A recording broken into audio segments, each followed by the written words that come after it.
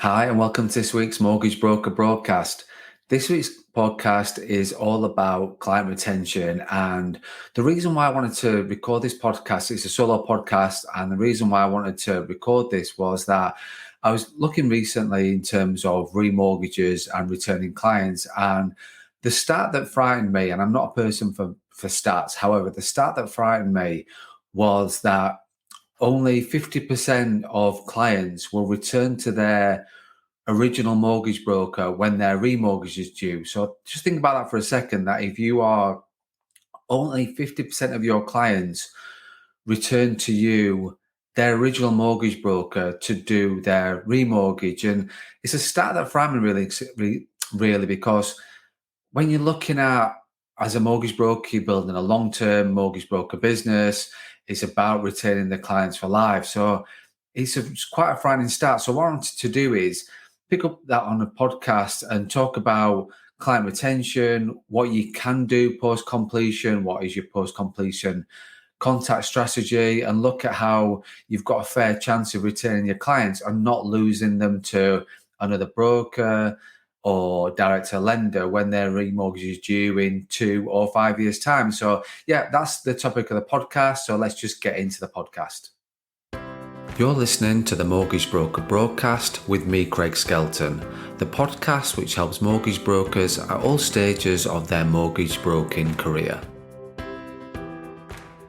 Hi, and welcome to the podcast. As I said, this week's podcast is about client retention, and on the back of really a stat, I was lucky enough to be invited by Dan Reddish to do a presentation to his the brokers that work with him, brokers that are part of his business. And when I started to look into it, one of the things that, with regards to client retention, the stat that I found out, which was quite alarming, is that only 50% of clients return to their original mortgage broker when their remortgage is due, which is quite a frightening stat, because as a broker, it's about long-term business. You're looking at client retention, you're building a long-term business, you're building a long-term career as a mortgage broker, and you work very hard to generate leads and look for new business and get new clients on board.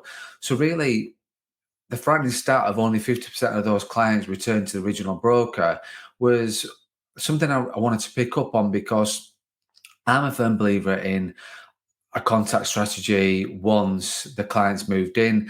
I'm always about the follow-up. There should always be a follow-up in terms of whenever you put the phone down, whenever you email a client or text them, whatever, there is some follow-up with that in terms of what's the next plan, what is the next contact with that person. So I wanted to pick up on the podcast, and I did talk about client retention on the podcast back in July last year, but I didn't get into detail as much with regards to client retention. That's probably what I should have done and what I wanted to do, really. So, because I think client retention is key to building a successful mortgage broker business. If you are losing 50% of your clients, direct to lender, another mortgage broker, or wherever you're losing to, it is pretty criminal in terms of your mortgage business. So, like I say, when you look at 50% returning, why is that a fact? Now, there can be various reasons of why the client may not return to you,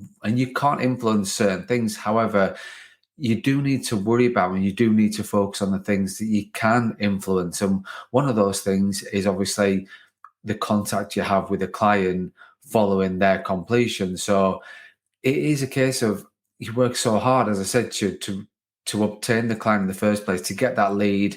You're doing your social media, you're doing all those kind of things to generate leads, Google ads, paying for leads in, working with estate agents, whatever you're doing to generate leads. You need to retain those clients once you've had that initial outlay, because they are cheaper leads. You might be paying for a lead or paying an introducer like an estate agent. Once you've got that lead, it's your client. So it's so important to make sure that you're working hard to retain that client, because it's looking at, like you said, what you can control and what you can influence. So the first thing I would do, one thing that I would put to you right now, is have a look at your own conversion. If you've been lucky enough to be in a mortgage broker sole trader, mortgage broker running your own business, or a mortgage broker within a firm, go back and look at and be honest with yourself in terms of client retention and look at what your conversion is. If the national average is 50%, what does yours look like? Now, if you're getting most of your clients back and you're satisfied with your conversion, then great, that's fine. That works for you. But I know a lot of brokers out there that are not, because when you look at it from a client's point of view, they have got so many options. When it comes to their remortgage, they've got so many options to look at with regards to people to turn to, because they've got direct to lender. So the lender's being contacted and they've sent a letter out telling them how easy it is and this is the options, and they will give them the limited options. So they've got direct to the lender. They may be looking at comparison sites in terms of looking at mortgage rates right now. They look at other mortgage brokers who are running Google ad campaigns, or firm who are running Google ad campaigns as well. They could be in their Google when they're searching for a mortgage broker. And then also as well, other mortgage brokers on their social media feed, because the good thing is mortgage brokers are more prolific now than they ever have been with regards to social media content. I know I follow a lot of social media, follow a lot of mortgage brokers, and I'm connected with a lot of mortgage brokers, and they are in my feed constantly.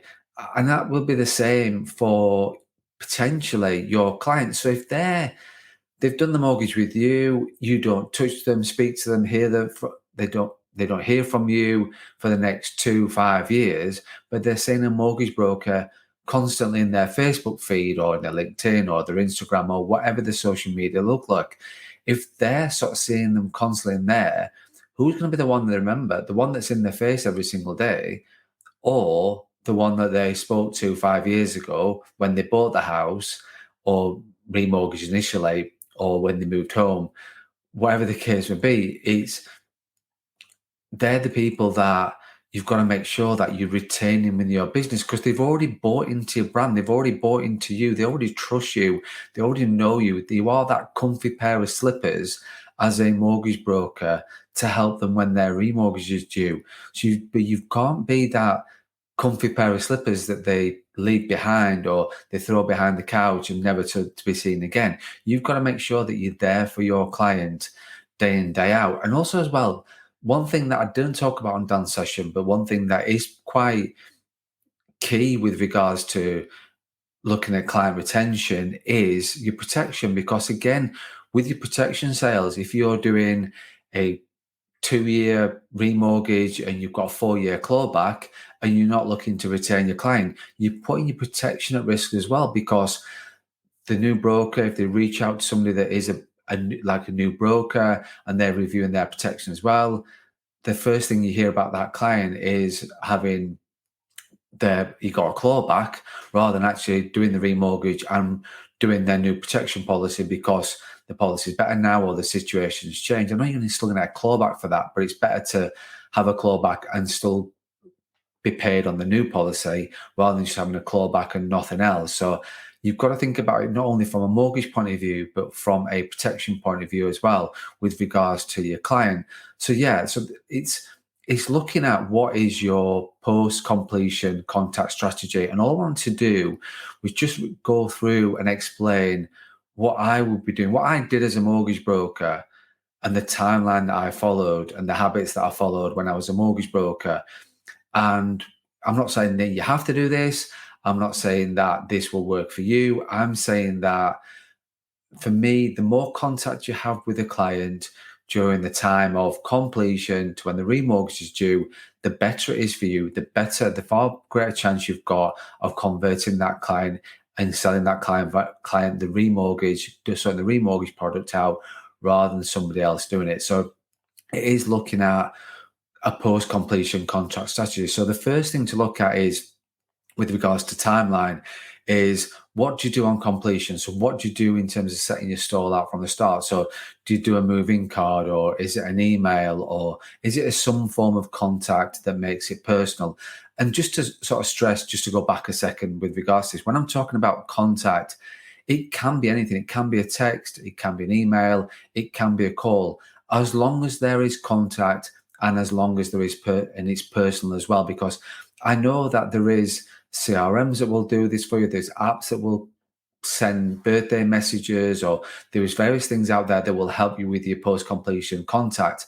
However, one key thing with post-completion contact is that is personal. It's personal to that client, it's personal to you, and it's personal to your relationship with them. So what do I mean by that is, like, so first of all, you've sent them there's some contact on completion, whatever that looks like, that is absolutely fine. Then 3 months, so once you've done that, you've made that completion contact. The next thing that is 3 months time in the diary, on the to-do app, however, whatever reminder looks like for you. 3 months in is there's some form of contact. Hi, how are you getting on? Everything you wanted from the home. And you can start that by making it personal, by remembering one thing about the reason why they moved in. What was the one thing, one driving force for them to move into that home? Was it more space? Was it the schools? Was it nearer to work? And you can use that to your advantage when you're making that 3 month contact, because if you are texting a client saying, hi, it's Craig, just checking in. It's been 3 months now since you moved in. How is it now? You must be, your commute's better to work because that's why you moved. How are you getting on with that? And you're making it personal to them, so then they will know that you remember them as a human being, not just as a transaction. So make it personal to them. So 3 months in, some contact with regards to the client and why they moved in, making it personal. And you can also, as well, that is a point and an opportunity to talk about the things they didn't want to talk about, or maybe not talked about at the time. So if they didn't take protection, or sort of said they were going to sort it out themselves, you can sense check with that. Talk about other things in terms of financial advice or estate planning referrals. Whoever you're working with, it's an opportunity. But the first contact with them, the first part of the message is the personal reason why they moved there in the first place. So use that to your advantage. So that's 3 months in. The next thing, obviously, which you can do is sort of Christmas cards, birthday cards, Christmas messages, birthday messages. That's fine as well. So you've got that timeline depending on when that is, when they moved in your 3 months. The next thing I want to be doing is then 12 months in, when they moved into that home. 12 months in, message, call, voice note, whatever the case may be. Can you believe it's a year since you moved in? Hope everything's okay. You can relate it back to the mortgage market right now. So you can sort of say to the client, obviously there's loads of press about mortgages right now. Do you have any questions? Don't worry, you're on a 5-year fix. You don't need to worry about the rates for a period of time. I'm looking after you. But making sure that if they've got any questions about the mortgage market, anything that they're worried about them, and any change in their circumstances as well. So questions, any change in their circumstances as well, you can pick up at that time. And that's 12 months in, you're having some contact with them again. So all you're doing all the time is signposting with the client that they know that you're their mortgage broker. Completion, 3 months in, 12 months in, and a birthday, Christmas card. You've got possibly 3, 4, 5 contacts there in the first year. Great. You cannot overrate that in terms of the customer loyalty that will bring, because you're making it personal and you're not forgetting about them and you're not seen as a transaction. So 12 months in. If it's a 2-year deal, you're going to put their mind at rest at that time to sort of say, don't worry, I'm still here. Your remortgage is going to be due. I'm going to be contacting you in 3 months' time, 4 or 5 months' time. Don't worry, I'm here. I'm looking after you. You could sense check at that point as well about the process now with regards to remortgage, so you can explain to them what that is. If it's a 2-year deal and you're going to be contacting them in the next 3 to 6 months about the remortgage, you can drop that in as well with regards to that. However, basically, just a summary, just to catch up, just to check in, say 12 months since you moved in, any questions, anything changed, don't worry, I'm here, I'm still looking after you, and I'll be in contact from there. If it's a 2-year deal, start to sort of put the groundwork in now to the client so they know that you're going to be looking after them. So when that letter comes through the door from the lender, the first thing they think about is you and not what the rate is or what the lender is or anything like that. And then you move on to annual contact. So with regards to annual contact, it's just a case of Yeah, just checking in, making sure there's no changes, any change in your life, just a very general, hi, how are you doing kind of situation going on. So that's annual from when the date that they moved in. So you've got completion, 3 months in, a year in, birthdays, Christmas, and all the rest of it, and then annual contact from there. It doesn't have to be massive kind of thing. It's just having some contact with that client to let them know that you are still around. Because what you can do is that you can do ad hoc stuff as well. And what I mean by ad hoc stuff is looking at your email campaigns as well with your client banks. You've got all these clients. Do you do some form of email campaigns, quarterly newsletter? Do you do something like that? Or a monthly newsletter or a monthly email campaign about something or other so they know that you are still around? And so, like I say, it's all about that constant contact with that particular client to making sure that they know you're their broker and you're going to be looking after them when their remortgage is due. So again, with the ad hoc stuff, you do it every year, but you can do ad hoc stuff as well. So you've got completion 3 months in every single year. You've got birthdays, Christmases. You are 20, 25 times, 30 times you're going to be contacting that client or touching that client or making that client aware that you're still around over that period. If it's on a 5-year deal, it's then just send check-in. It's just making sure that client knows that you're still around. So, and so what you're trying to do there is that whenever anything hits them from a mortgage point of view, anything hits them from a protection point of view, anything hits them from a friend struggling with a mortgage, or they're looking, their friend needs the mortgage sorting out, you're their broker. The first thing that enters their head when anybody says mortgages is a picture of you. Now, if they've got that picture of you, you've got it right. You've won, and that will always stick with that client as long as you keep on going with your contact, because you always need to have a follow-up plan. You've always got to have that follow-up plan with that. So with regards to client contact, post-completion contact strategy, it's so important that you retain that client for your business moving forward, for your business long term, because they've bought into your loyalty already. And so making sure that you've got a post-completion contact strategy is vital to build a successful long-term mortgage broker business. So just to recap, only 50% of clients return to their original mortgage broker when their remortgage is due. That's the benchmark. You need to make sure that you are better than that, and you know you're far better than that. And it's just making sure that your numbers see that as well. So just to, like I say, making sure you've got contact strategy, completion, 3 months, annual birthdays, ad hoc newsletters, email campaigns, those sorts of things, making sure you're keeping in contact with the client. And I say, for me, to take away from this, there's two things. Always, there's a follow-up plan. So whatever your contact is, there's always a follow-up from there. There's never a dead end with regards to your client contact. And then the second point is, with your contact strategy, it needs to be personal. Automated is fine, but make sure there's personality within that as well. Okay, thanks for listening to the podcast. Thanks for watching the podcast. If there's any thoughts, comments, feedback, please put it in the chat on whichever platform you listen to or watch the podcast. And as always, if you're thinking about becoming a self-employed mortgage broker or looking to set up your own mortgage broker firm, business, branded business, or you're looking to accelerate your existing mortgage broker business, your existing mortgage broker firm, get in touch and I can explain how I can help and support you achieve your goals and achieve what you're looking to achieve. And as always, don't forget to run your own race. Thank you for listening to the Mortgage Broker Broadcast, the podcast which helps mortgage brokers at all stages of their mortgage broking career. If you have any questions about this podcast or any topics you want us to discuss, or if you're interested in working with me further, then please get in touch.